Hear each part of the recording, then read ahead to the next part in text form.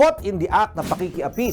Ang ganitong mga tagpo ang madalas na ireklamo at hinihingan tayo ng payong legal. Ang tanong mga kapatid, kung sakaling huhulihin mo ang iyong asawa sa loob ng isang motel, pwede ka bang pagbawalan ng motel management o kasuhan ng trespassing? Buksan mo! Buksan mo! Buksan mo! Isa!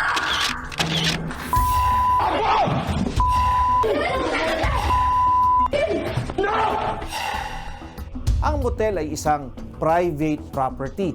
Bagamat ito ay bukas sa publiko, pwede kang pagbawalan ng motel management na pumasok ng walang pahintulot. Kung ikaw ay magpumilit na pumasok ng walang pahintulot at mag-eskandalo ka sa motel, magkakato ka sa mga kwarto, maaari kang makasuhan ng alarm and scandal o grave coercion. Hindi ka maaaring kasuhan ng trespassing dahil ang trespassing ay para lamang sa dwelling o bahay o tirahan na iyong pinasok ng walang pahintulot. Ang grave coercion ay pagpilit ng isang bagay na labag sa batas o panuntunan. Ito ay may parusang multa o pagkakulong ng 1 buwan hanggang 6 na buwan ayon sa hatol ng hukuman. Attorney, nahuli ko ang mister ko sa aktong ng bababae at in-upload ko sa social media. Inirereklamo ako ngayon ng kabit niya ng cyberbullying dahil sa pag-upload ko ng video nila. Legal ba to? Hindi po legal ang pag-upload ng video ng ibang tao na walang pahintulot.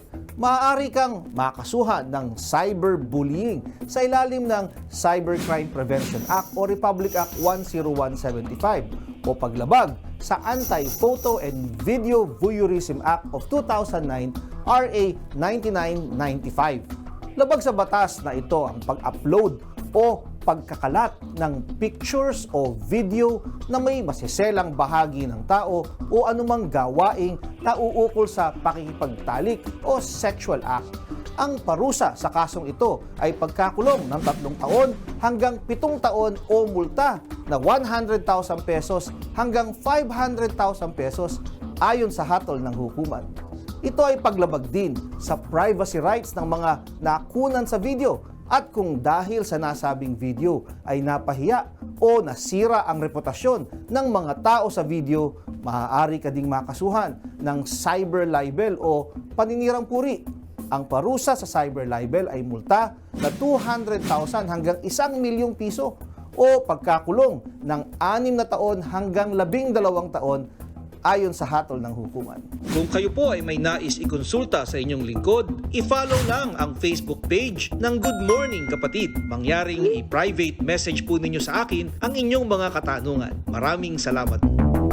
Mga kapatid, Justin Quirino po. Masayang kwentuhan at makapulahang informasyon ang hatid namin tuwing umaga. Kaya mag-subscribe na at mag-follow sa social media pages ng News 5.